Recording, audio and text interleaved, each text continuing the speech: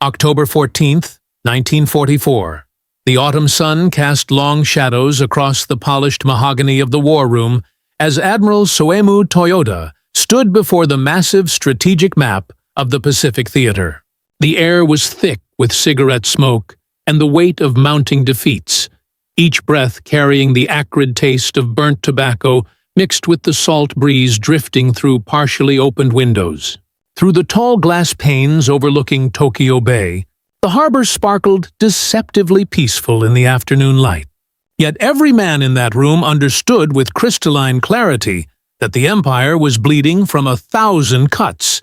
each more severe than the last. The Admiral's weathered hands, scarred from decades of naval service and marked by the telltale stains of map ink and cigarette ash, traced the shrinking perimeter of Japanese-held territory on the wall-mounted chart, each red pin representing another fallen stronghold, another strategic retreat, another step closer to the inevitable reckoning that every senior officer privately acknowledged, but none dared speak aloud, what Admiral Toyoda was about to witness. Through meticulously gathered intelligence, reports and crystal-clear reconnaissance photographs would shatter not merely his carefully constructed military calculations, but his fundamental understanding of American industrial might, the true nature of democratic mobilization, and the mathematical impossibility of Japan's continued resistance. The manila folders spread across the conference table contained evidence that would transform his worldview as completely as the atomic discoveries being pursued in American laboratories, revelations that would prove equally destructive to Japanese hopes for negotiated peace or honorable surrender. The morning briefing had begun like countless others over the past 2 grueling years, a monotonous recitation of Allied advances that had become as predictable as sunrise, delivered with the mechanical precision that characterized Japanese military bureaucracy even in the face of approaching catastrophe. Staff officers had delivered their reports with voices that betrayed nothing of the growing desperation that gripped the high command like a slow-acting poison, their careful neutrality masking the terror that accompanied each new revelation of American capabilities. Fuel shortages had grounded 70% of Japan's remaining air force, forcing pilots to practice combat maneuvers in wooden mock-ups rather than actual aircraft. Steel allocations had been cut again and again, forcing aircraft manufacturers to substitute bamboo, reinforcements and paper components that compromised both performance and pilot safety in ways that would have been unthinkable just 2 years earlier. The submarine fleet, once the pride of the Imperial Navy and the spearhead of Japan's early Pacific victories, had been reduced to fewer than 40 operational vessels, their crews increasingly composed of teenagers with minimal training who had never seen the ocean before their first patrol. Supply lines that had once stretched confidently across thousands of miles of conquered territory had contracted to a handful of heavily defended routes that grew more perilous with each passing week. The merchant marine that had sustained Japanese expansion across the Pacific had been systematically destroyed by American submarines operating with technological advantages that Japanese naval intelligence had consistently underestimated, but this October afternoon would prove fundamentally different from the routine catalog of disasters that had characterized Japanese strategic planning throughout 1944. The intelligence officer's voice carried an unusual tremor as he spread aerial reconnaissance photographs across the polished conference table, his hands shaking slightly as he arranged the black and white images with the mathematical precision that Japanese military culture demanded even in moments of profound crisis. These weren't the ordinary intelligence photographs of enemy positions or troop movements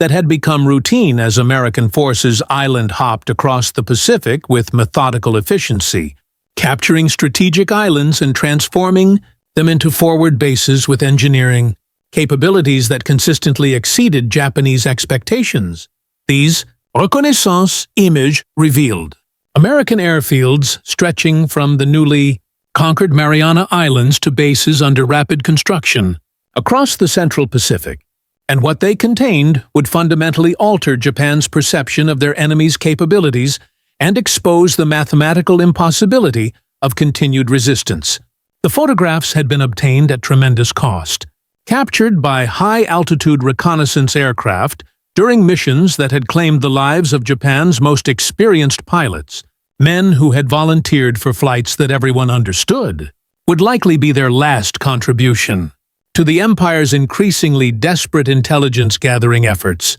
For 3 years since the attack on Pearl Harbor, Japanese military leadership had operated under carefully constructed assumptions about American industrial capacity and societal resilience that had formed the mathematical foundation of their entire strategic framework. Despite acknowledging America's impressive peacetime production capabilities, Japanese planners had calculated with apparent precision that the United States could not simultaneously sustain the massive logistical requirements of a global two-front war while maintaining the complex industrial infrastructure necessary for advanced weapons production on the scale that victory would ultimately require. This calculation had not emerged from wishful thinking or propaganda-induced delusion, but from systematic analysis of American industrial statistics, demographic studies, and careful observation of American political culture throughout the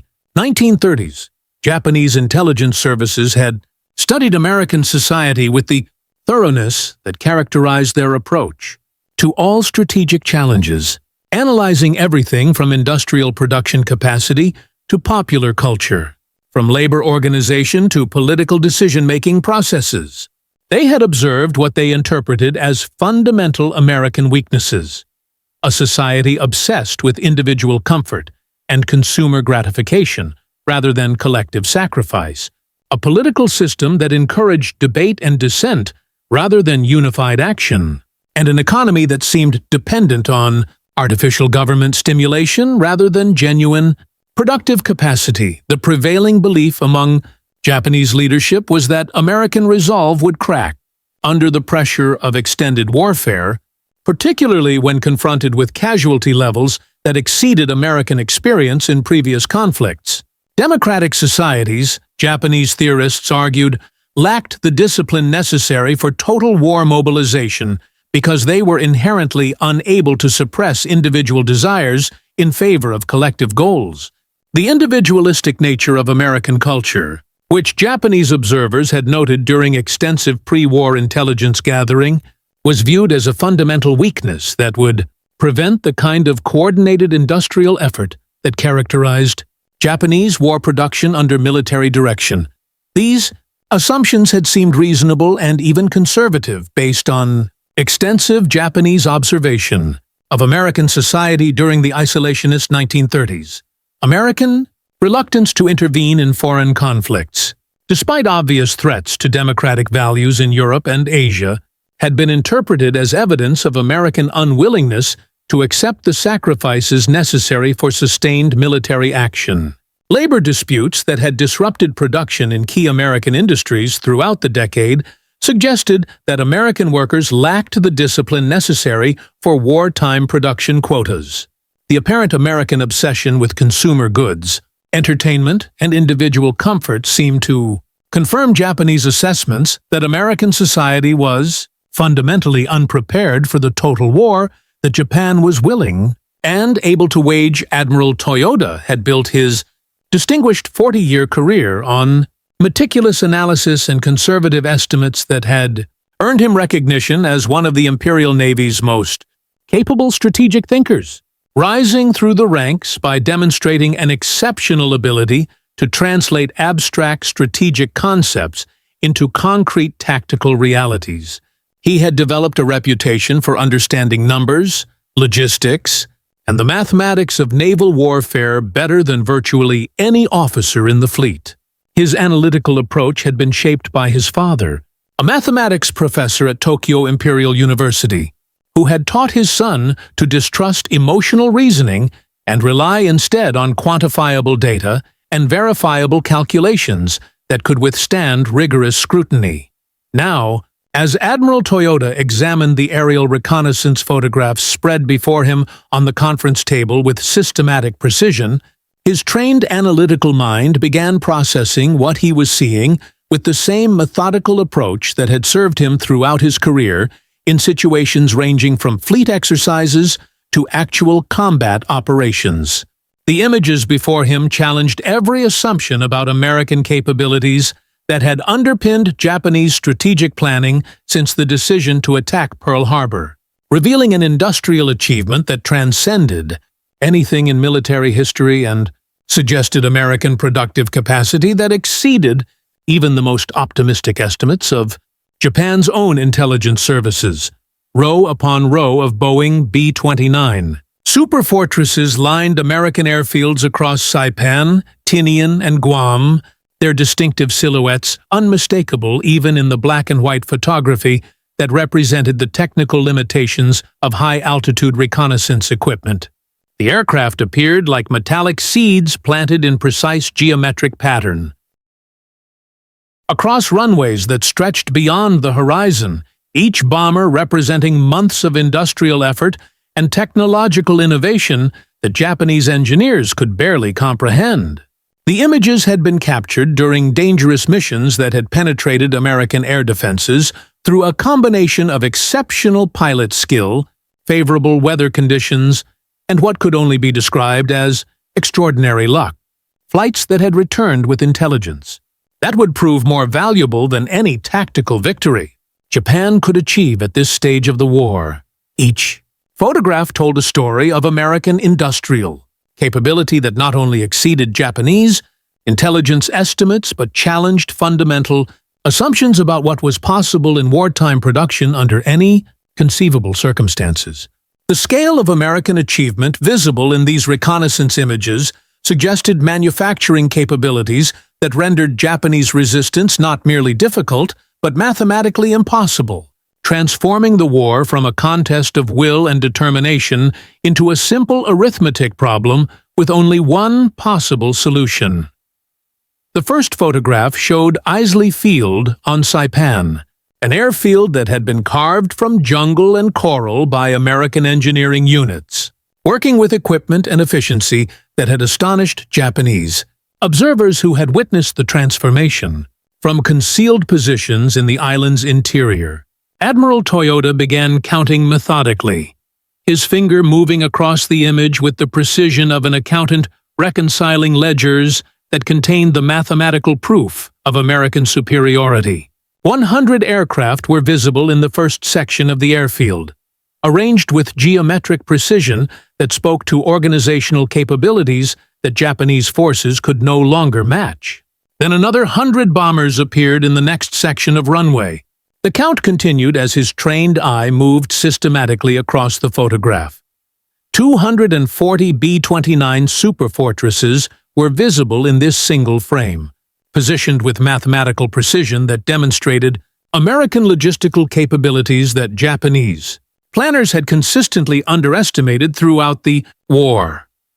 The organization visible in the photograph was flawless. Each aircraft positioned according to maintenance schedules, operational requirements, and safety protocols that reflected systematic planning and execution capabilities that contrasted sharply with the increasingly chaotic conditions that characterized Japanese military operations. Ground support equipment was positioned with equal precision, fuel trucks and ammunition handlers arranged in patterns that minimized response time while maximizing safety considerations. Even the spacing between individual aircraft reflected careful calculation of blast radius and fire suppression requirements, details that suggested American military planning that extended far beyond immediate tactical needs to encompass comprehensive logistical and safety considerations. But Isley Field represented only the beginning of what the reconnaissance photographs would reveal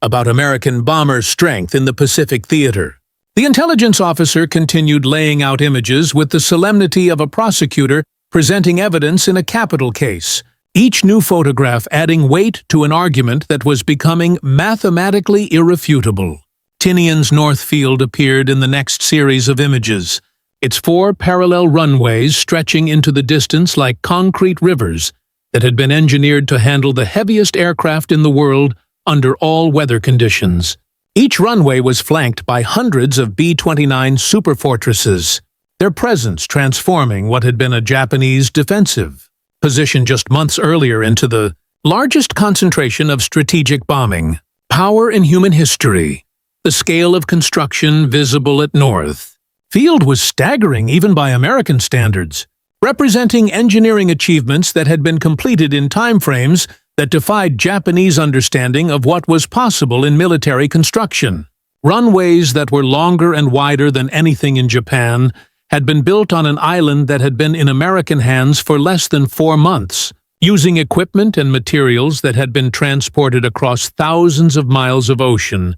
with logistical precision that Japanese forces could no longer achieve across much shorter distances. Fuel storage facilities visible in the photographs contained more aviation gasoline than Japan's total national reserves, while maintenance hangars were larger than major Japanese aircraft factories that had taken years to construct. Westfield on Tinian revealed another massive concentration of bombers that added to the growing inventory of American air power, while Northwest Field showed additional squadrons of B-29s alongside other aircraft types including fighters, transports, and specialized reconnaissance planes. Anderson Field on Guam contributed yet more bomber squadrons to the mathematical equation that was transforming Admiral Toyoda's understanding of American capabilities, each airfield representing industrial and logistical achievements that challenged fundamental assumptions about what democratic societies could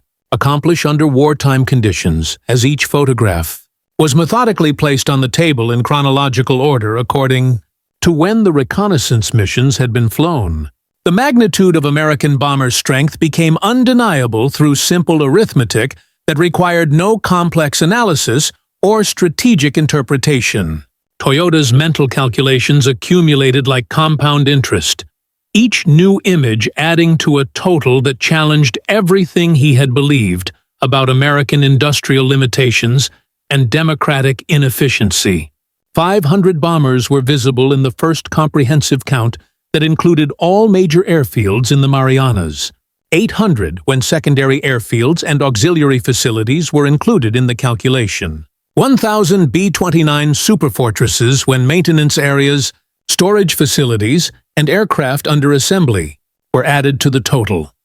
The numbers continued climbing as additional photographs revealed the true scope of American air power that had been concentrated in the Central Pacific during the months following the American conquest of the Mariana Islands. Auxiliary airfields that had been constructed for operational flexibility showed additional bomber squadrons, while photographs of aircraft in various stages of assembly revealed American manufacturing capabilities that could replace combat losses faster than Japanese forces could inflict them. Reserve aircraft positioned at storage facilities suggested American production rates that exceeded total Japanese aircraft manufacturing across all types and categories by the time the final photograph was placed on the conference table. Admiral Toyoda was staring at documented evidence of nearly 3,000 B-29 Superfortresses positioned within striking range of the Japanese mainland,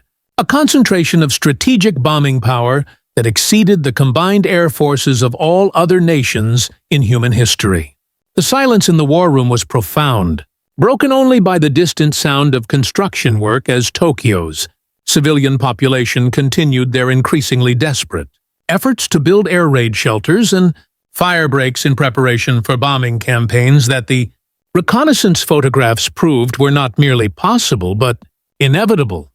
These were not the modest bomber formations of 50 or 100 aircraft that had occasionally appeared over Japanese territory in recent months, causing limited damage before disappearing back into the vast Pacific like ghosts that had materialized from American industrial capacity. This was an armada of unprecedented scale, representing an industrial achievement that transcended anything in military history and suggested American productive capabilities. that challenged Japanese understanding of what was possible under any conceivable economic or political system. Each B-29 Superfortress represented far more than a single weapon system or tactical asset that could be countered through conventional military planning. These aircraft were marvels of American engineering and manufacturing that embodied technological capabilities that Japanese industry could not match even under optimal peacetime conditions with unlimited resources and international technical cooperation. Every bomber contained over 50,000 individual parts, each manufactured to precise specifications that required quality control standards and manufacturing capabilities that Japanese industry had never achieved even during the most ambitious pre-war expansion programs. These components had been assembled by skilled workers in climate-controlled factories that maintained production standards impossible to achieve in Japanese facilities that increasingly relied on forced labor, inadequate materials, and equipment that was wearing out faster than it could be replaced. American workers had volunteered for overtime schedules and accepted wartime working conditions not because they were compelled by military authority, but because they understood the stakes of the conflict and had committed themselves to victory through voluntary cooperation that exceeded anything that could be achieved through coercion or propaganda. The aircraft's pressurized cabins allowed operations at altitudes exceeding 30,000 feet, well above the effective ceiling of most Japanese interceptor aircraft that had been designed for different tactical requirements and manufacturing limitations. Their sophisticated fire control systems incorporated electronic computers that could calculate firing solutions automatically, technology that Japanese engineers had been unable to develop despite years of effort and access to German technical information. The defensive armament included 10 50-caliber machine guns arranged in remotely controlled turrets that provided overlapping fields of fire, creating defensive capabilities that Japanese fighter aircraft could not penetrate without accepting casualty rates that would quickly exhaust Japan's remaining pilot resources. The range capabilities of the B-29 were equally impressive, designed specifically for the vast distances of Pacific warfare with fuel efficiency and navigation systems that Japanese aircraft could not match. With a combat radius exceeding 1,500 miles when fully loaded with bombs and fuel, these aircraft could strike targets throughout the Japanese home islands from bases in the Marianas, then return to their airfields with sufficient fuel reserves for multiple approach attempts if weather conditions or enemy action complicated landing procedures. The bomb bay capacity of each aircraft allowed for payload configurations ranging from 20,000 pounds of conventional high explosives to specialized incendiary weapons that had been designed specifically for attacking Japanese urban areas with their predominant wood frame construction and narrow streets that would channel fires with devastating efficiency. But beyond their individual capabilities, which were impressive enough to challenge Japanese defensive planning, the 3,000 B-29s represented collective industrial achievement that revealed the true scope of American wartime mobilization and exposed the fundamental miscalculations that had led Japan into a war that could not be won through military means. Admiral Toyoda understood immediately that he was witnessing the culmination of American industrial conversion, the transformation of an entire continental economy from peacetime production to military manufacturing on a scale that dwarfed anything attempted in human history and rendered Japanese resistance mathematically futile rather than merely difficult.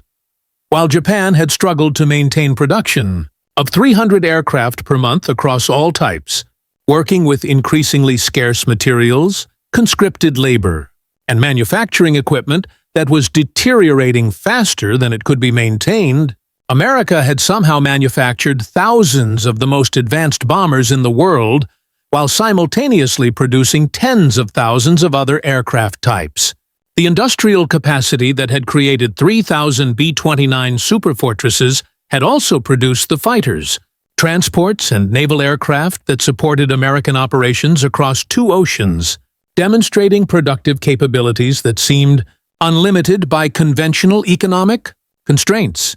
The mathematical impossibility of what he was seeing conflicted with everything Japanese intelligence had reported about American industrial limitations throughout the war. Intelligence estimates prepared by Japan's most experienced analysts had suggested that American aircraft production would peak at perhaps 15,000 units annually across all types, with strategic bombers representing a small fraction of that total due to their complexity and resource requirements. The reconnaissance photographs suggested that American B-29 production alone was approaching or exceeding total Japanese aircraft production, while simultaneously supporting massive bomber formations in Europe, maintaining fighter squadrons across multiple theaters, and producing transport aircraft, training planes, and naval aviation assets in quantities that seemed to transcend normal economic limitations. These bombers had then been transported across 8,000 miles of ocean and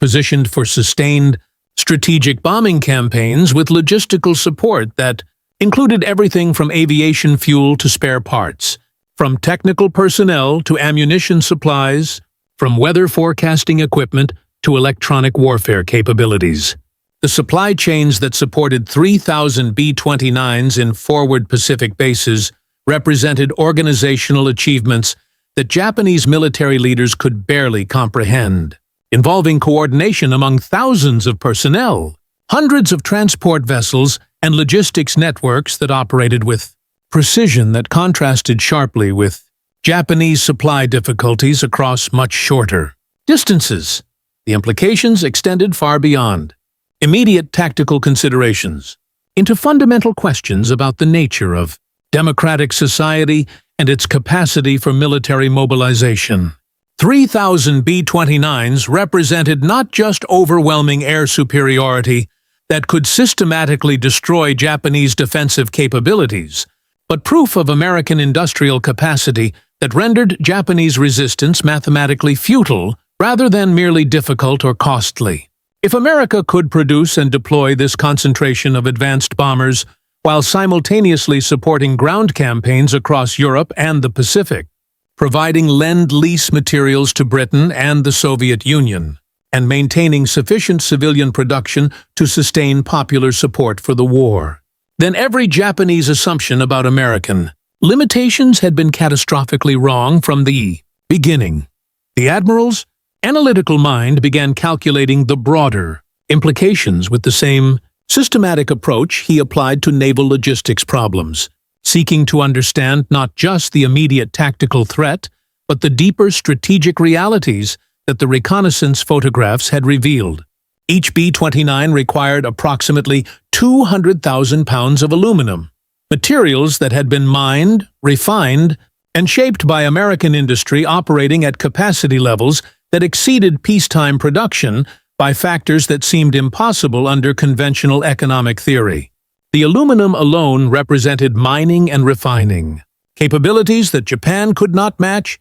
even if it had access to unlimited raw materials and energy resources. The engines that powered each aircraft represented even more impressive manufacturing achievements that challenged Japanese understanding of what was possible in wartime production under any conceivable circumstances. Each bomber was powered by 4 Wright R-3350 Cyclone engines, complex radial power plants that incorporated supercharging systems, fuel injection technology, and metallurgical advances that Japanese engineers had been unable to replicate despite years of effort and access to captured American equipment. The precision manufacturing required for these engines exceeded Japanese capabilities even during peacetime, while wartime production at the scale evident in the reconnaissance photographs suggested American manufacturing capabilities that transcended conventional industrial limitations.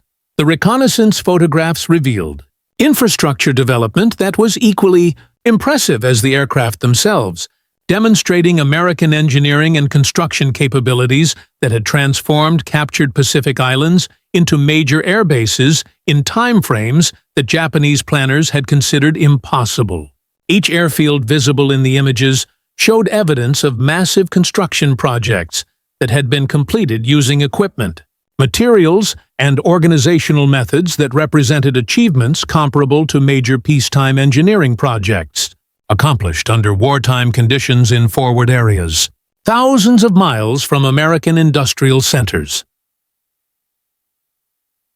Concrete. Runways capable of handling fully loaded B-29s required hundreds of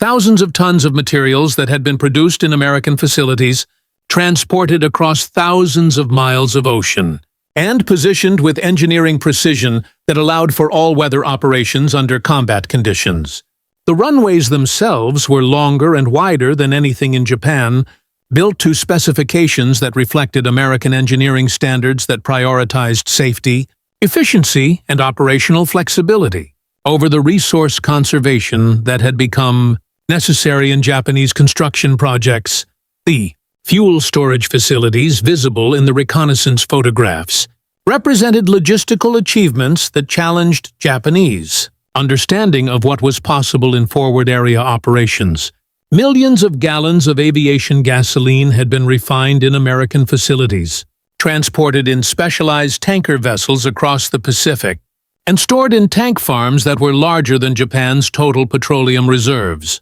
The fuel distribution systems included pipelines, pumping stations, and safety equipment that reflected American industrial standards and organizational capabilities that Japanese forces could no longer maintain, even in their home territory. Maintenance facilities at each airfield were larger than major Japanese aircraft factories, equipped with tools, spare parts, and technical equipment that allowed complete overhaul of complex aircraft systems in forward areas thousands of miles from manufacturing centers. The hangars could accommodate multiple bombers simultaneously, with overhead cranes capable of lifting entire engines for replacement or repair, while climate control systems maintained working conditions that ensured precision maintenance work regardless of local weather conditions. Ground support equipment visible in the photographs included fuel trucks, ammunition handlers, and specialized vehicles that Japanese forces could only dream of possessing, each piece of equipment representing manufacturing capabilities and logistical support that exceeded Japanese resources. The technical personnel required to maintain 3,000 advanced bombers represented an investment in training and education that Japan could not have matched even before the war began, when Japanese resources were not constrained by combat losses and material shortages. Each B-29 required maintenance crews with specialized training in electronics, hydraulics, engine systems, and weapons technology, knowledge that took months or years to develop and could not be quickly replaced when lost to combat. American technical education had produced these specialists in quantities that suggested educational and training capabilities that exceeded Japanese resources by orders of magnitude.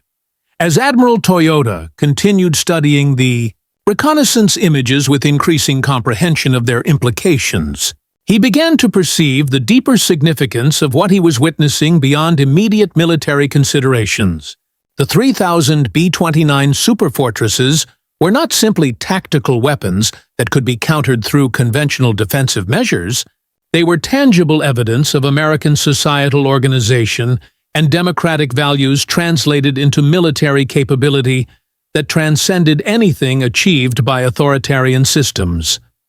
Unlike Japanese aircraft production, which increasingly relied on forced labor from Korea and China working under conditions that guaranteed minimal productivity and maximum resentment, these bombers were the product of voluntary industrial mobilization that had engaged American society at every level. American workers had chosen to exceed production targets, accepting overtime schedules and challenging working conditions not because they were compelled by military authority or threatened with punishment for failure, but because they understood the moral stakes of the conflict and had committed themselves to victory through voluntary cooperation that exceeded anything achievable through coercion. American engineers had competed to solve technical challenges motivated by professional pride, patriotic duty, and democratic ideals rather than fear of punishment for failure or hope of avoiding military service. The technological innovations evident in the B-29 Superfortress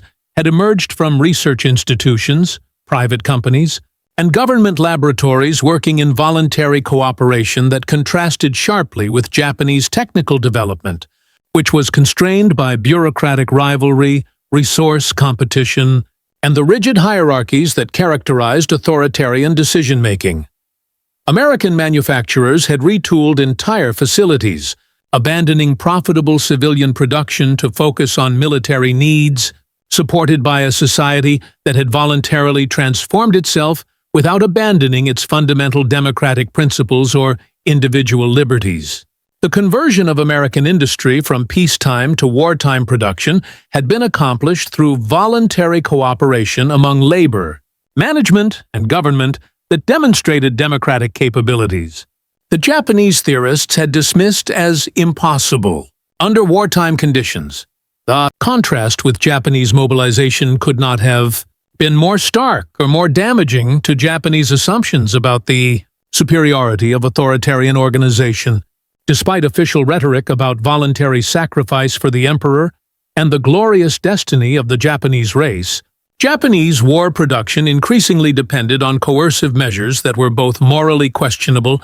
and practically inefficient. Korean and Chinese forced laborers worked in Japanese factories under conditions that guaranteed minimal productivity, maximum resentment, and frequent sabotage that reduced both quality and quantity of military production.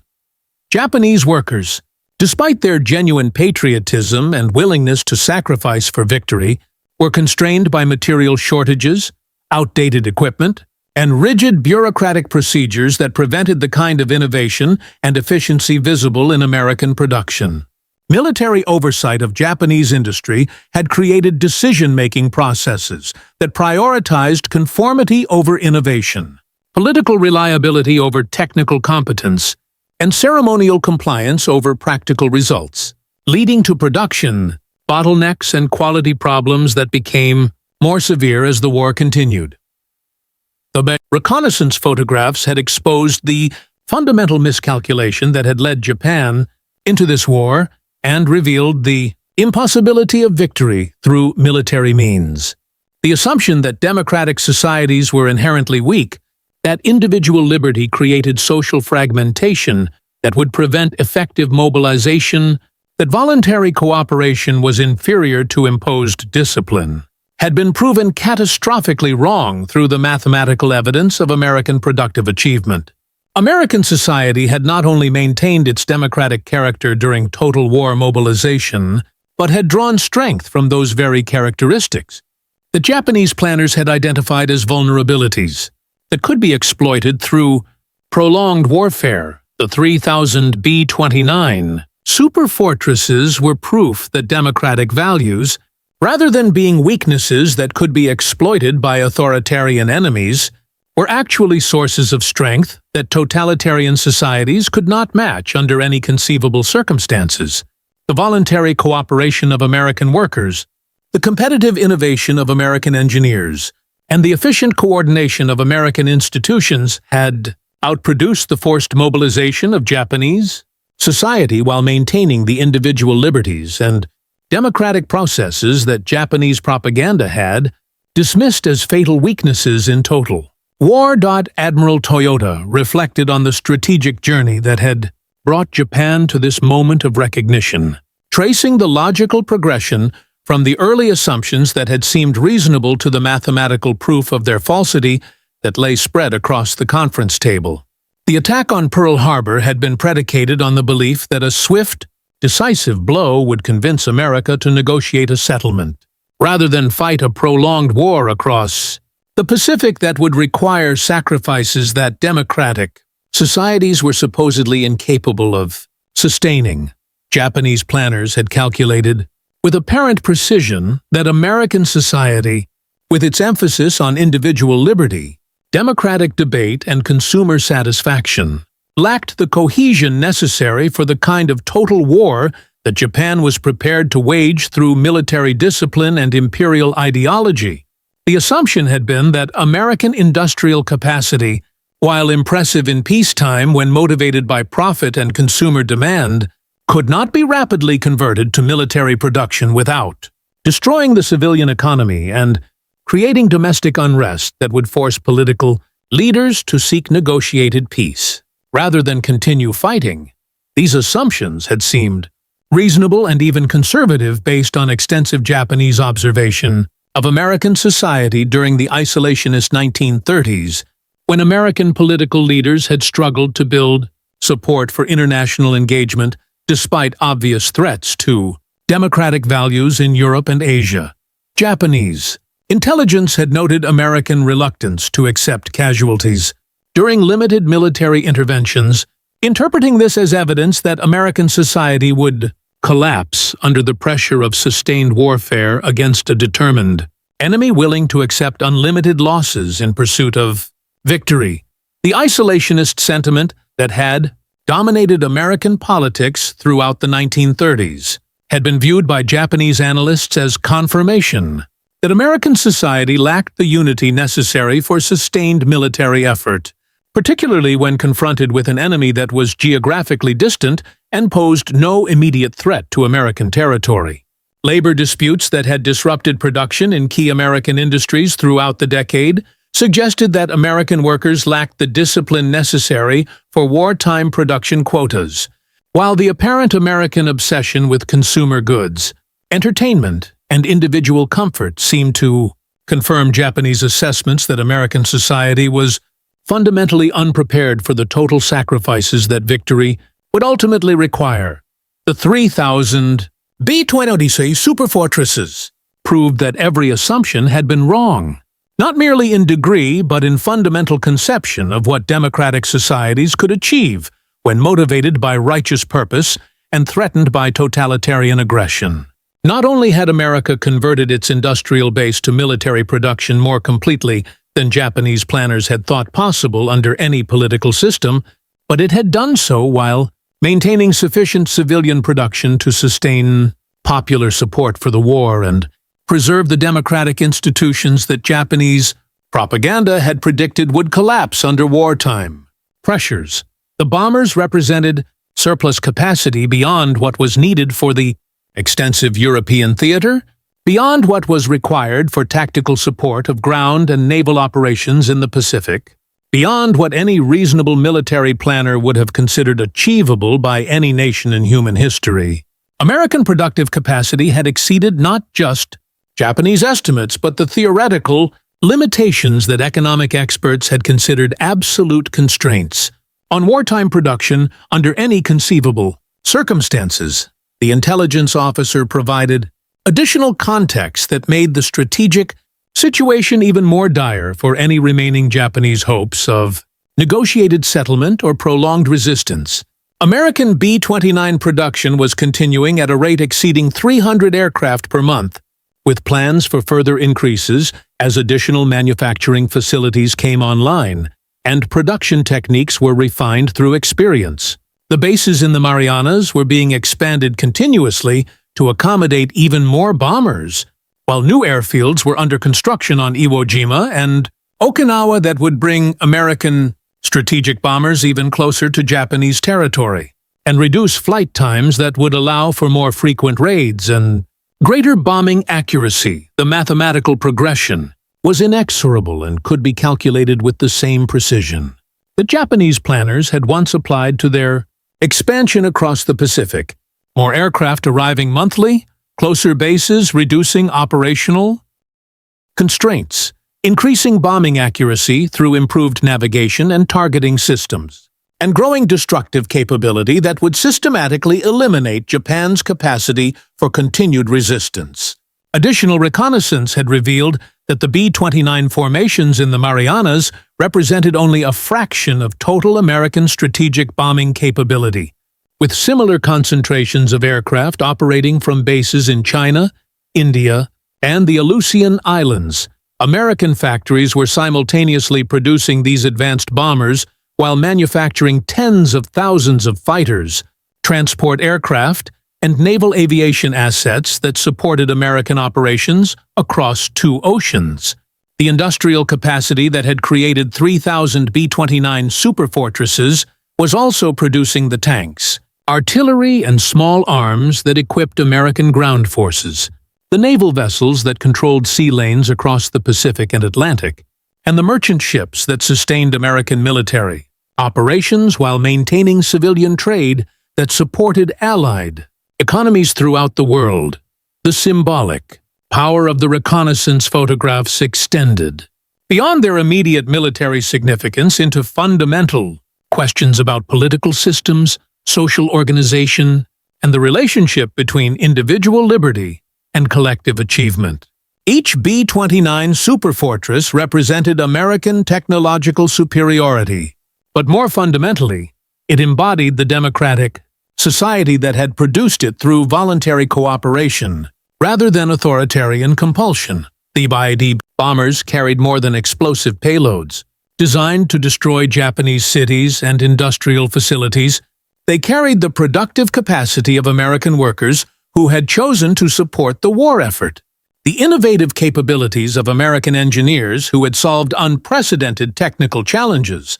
and the organizational effectiveness of American military and civilian leadership working in voluntary cooperation that exceeded the coordination achieved by authoritarian systems through coercion and intimidation. Each aircraft was a messenger of democratic values, demonstrating that free societies could mobilize more effectively than authoritarian regimes, that voluntary cooperation could outproduce forced labor, and that individual liberty, rather than being a weakness in wartime as Japanese theorists had argued, was actually a source of strength that totalitarian societies could not match regardless of their ideological commitment or willingness to accept unlimited casualties. The precision engineering evident in every B-29 reflected the voluntary excellence of American workers who had committed themselves to victory, not through fear of punishment, but through understanding of the moral stakes involved in the conflict. As the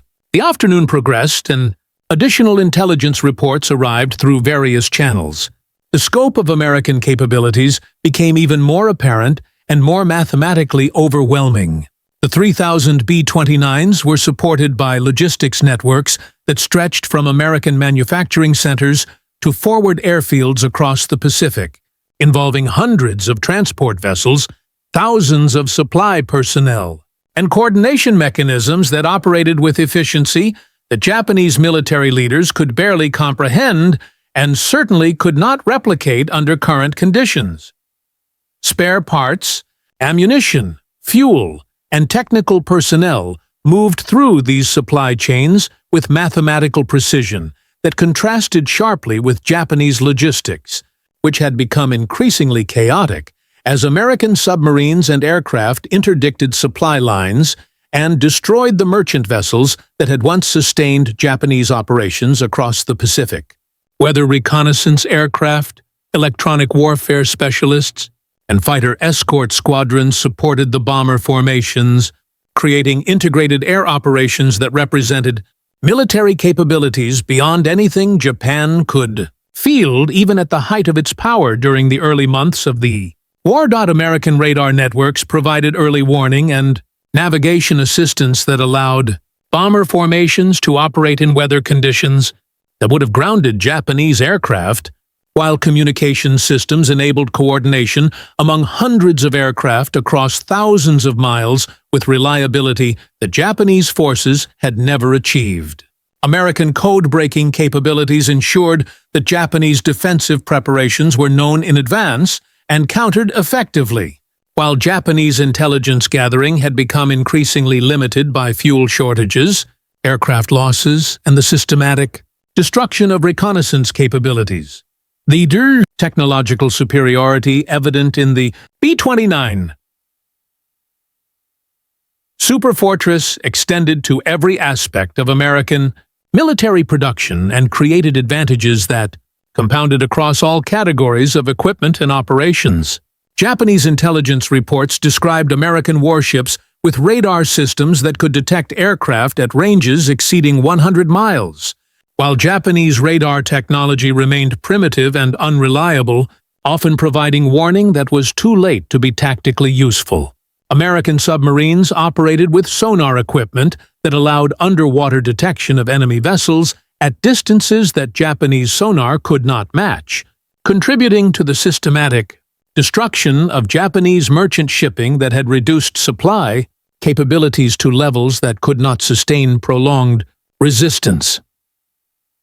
American ground forces were equipped with radio communications that enabled coordination at the battalion level, while Japanese units often relied on runners and signal flags for tactical communication that was easily disrupted by enemy action. American medical capabilities allowed wounded personnel to be evacuated and treated with techniques that saved lives at rates that exceeded Japanese medical capabilities, while American logistics provided adequate food, ammunition, and equipment to units operating thousands of miles from supply bases.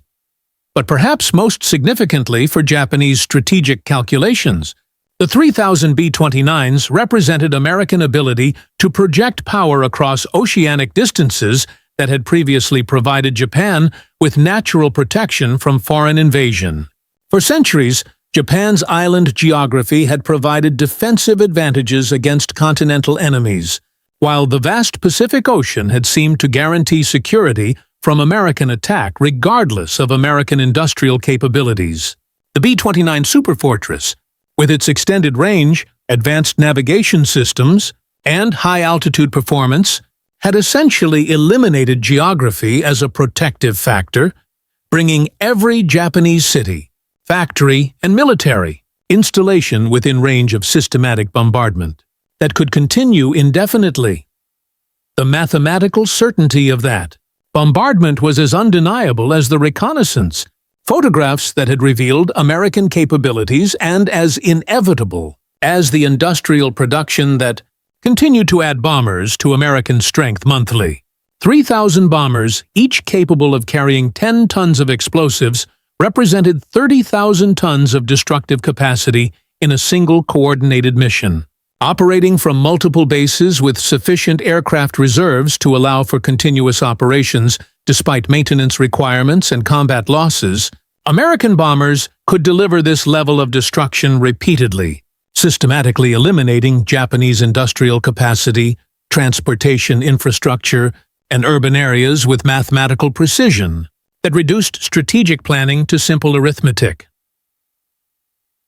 3BT defensive measures that Japan could implement were mathematically insufficient to significantly reduce American bombing effectiveness. Japanese fighter aircraft, operating with fuel limitations and pilot shortages that restricted training and combat experience, could not engage American bomber formations at their operational altitudes with sufficient frequency or effectiveness to reduce bombing accuracy to levels that would preserve Japanese industrial capabilities. Anti-aircraft artillery, constrained by ammunition shortages and targeting difficulties at extreme altitudes, provided protection that was more psychological than tactical. Admiral Toyoda understood with crystalline clarity that he was witnessing the moment when Japanese resistance transitioned from strategic calculation based on military possibilities to symbolic gesture, motivated by honor and ideology rather than rational hope of victory. With overwhelming American air superiority established through industrial capacity that could not be matched, challenged or significantly reduced through any conceivable Japanese action, Japan's ability to continue effective resistance was measured in months rather than years, determined by American decisions about bombing priorities rather than Japanese defensive capabilities. The Empire's remaining aircraft were hopelessly outnumbered by ratios that exceeded 10-to-1 in every category, while Japanese industrial capacity was a fraction of what was arrayed against it and declining rapidly under the pressure of resource shortages and systematic bombing. Japan's ability to defend civilian populations was essentially non-existent, reduced to air raid shelters and evacuation procedures that could not provide meaningful protection against incendiary weapons, specifically designed to exploit the vulnerabilities of Japanese urban construction. The photographs spread across the conference table represented more than military hardware or tactical capabilities that could be addressed through conventional strategic planning. They were evidence of a fundamental difference in societal organization and values that had determined the war's outcome before the first shot was fired at Pearl Harbor. American democracy had proven capable of mobilizing resources and coordinating complex industrial efforts more effectively than Japanese authoritarianism, despite theoretical advantages that Japanese political scientists had identified in centralized decision-making and unified command structures. The voluntary cooperation of American society had outproduced the forced mobilization of Japanese society, while American technological innovation had created weapon systems that Japanese industry could not match despite decades of preparation, German technical assistance, and the capture of advanced Allied equipment that had provided access to enemy technological secrets. The mathematical superiority of American production was not merely quantitative, but qualitative, reflecting organizational and innovative capabilities that emerged from democratic institutions rather than authoritarian control. As the afternoon sun slanted lower through the windows of the war room, casting increasingly longer shadows across the reconnaissance photographs that documented American achievement, Admiral Toyoda contemplated the symbolic significance of what he had learned beyond its immediate military implications. The 3,000 B-29 Superfortresses were not merely tactical weapons that posed an overwhelming threat to Japanese defensive capabilities. They were proof that Japan had challenged a form of social organization that was superior in every measurable way to the authoritarian alternatives that had emerged in Germany, Italy, and Japan during the 1930s. American democratic values, rather than being weaknesses that could be exploited through prolonged warfare and systematic pressure, had proven to be sources of strength that authoritarian societies could not match under any conceivable circumstances. The mathematical evidence was irrefutable. Democratic institutions had mobilized more effectively than totalitarian systems. Voluntary cooperation had outproduced forced labor, and individual liberty had generated innovation and efficiency that exceeded the achievements of societies organized according to authoritarian principles. The sound of aircraft engines in the distance served as a constant reminder that American bombers were already beginning their methodical destruction of Japanese targets, operations that would continue with increasing intensity as more aircraft arrived in the Pacific theater and new bases became operational. The reconnaissance photographs had been taken weeks earlier, and American industrial capacity suggested that additional bombers were arriving continuously, adding to American strength while Japanese capabilities declined through combat losses, fuel shortages, and the systematic destruction of training facilities. Soon, those 3,000 B-29 Superfortresses would be systematically destroying Japanese cities, industrial facilities, and transportation networks with the same methodical precision that had characterized their production, deployment, and logistical support. The mathematical certainty of that destruction was evident in every photograph, every production statistic, and every logistical achievement that had made the bomber formations possible, reducing Japanese strategic options to symbolic resistance that would accomplish nothing beyond the preservation of honor in the face of inevitable defeat.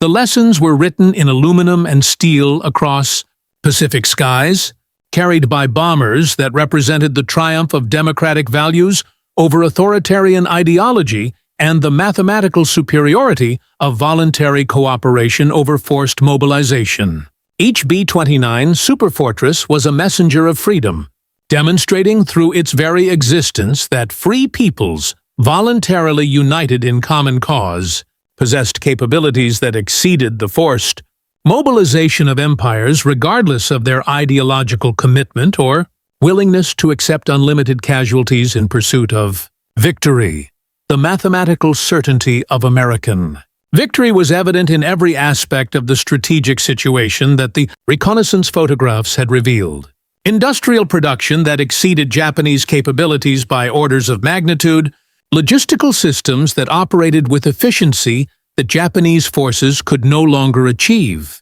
and technological capabilities that rendered Japanese defensive measures essentially irrelevant, had combined to create American military superiority that was not merely overwhelming, but mathematically decisive. In the weeks and months that followed, as American bombing campaigns intensified with the systematic precision that characterized all aspects of American military operations, and Japanese resistance crumbled under the weight of industrial superiority that could not be countered through conventional military means, Admiral Toyoda would reflect repeatedly on that October afternoon when he had first comprehended the magnitude of American achievement and the impossibility of continued Japanese resistance. The 3,000 B-29s had represented more than tactical superiority that could be addressed through improved defensive measures or alternative strategic approaches. They had demonstrated the productive potential of free societies mobilized for righteous war, the innovative capacity of democratic institutions, and the organizational capabilities of voluntary cooperation among free peoples committed to shared goals. The bombers were harbingers of American victory that had been determined not by military genius or tactical superiority, but by the mathematical advantages that democratic societies possessed when confronted with totalitarian aggression. The war would continue for several more months, driven by concepts of honor, desperate hope for negotiated settlement, and the momentum of military bureaucracies that could not easily acknowledge the futility of continued resistance. But its outcome had been decided in that moment when a Japanese admiral looked at photographs of American bombers and understood that he was witnessing the triumph of freedom over tyranny, written in the language of industrial capacity and demonstrated through the arithmetic of overwhelming force. The 3,000 B-29 Superfortresses were harbingers of a new world order, one in which democratic societies would prove themselves superior not just in war, but in every endeavor that required the voluntary cooperation of free people working toward shared goals that transcended individual interest. The recognition was as profound as it was irreversible. Japan had not simply miscalculated American military capabilities, but had fundamentally misunderstood the nature of democratic society and its capacity for achievement when motivated by righteous purpose and threatened by totalitarian aggression. The bombers that filled Pacific skies were products of that society, weapons of freedom carrying the promise of liberation to all who suffered under authoritarian rule, and messengers of democratic values that would reshape the world according to principles of individual liberty, voluntary cooperation, and collective achievement that exceeded anything possible under systems based on coercion and intimidation. The mathematical proof of democratic superiority was written across the sky in formations of American bombers, each aircraft representing the triumph of free peoples over totalitarian ideology and the inevitable victory of societies that trusted their citizens with freedom and were rewarded with achievements that exceeded the forced mobilization of empires.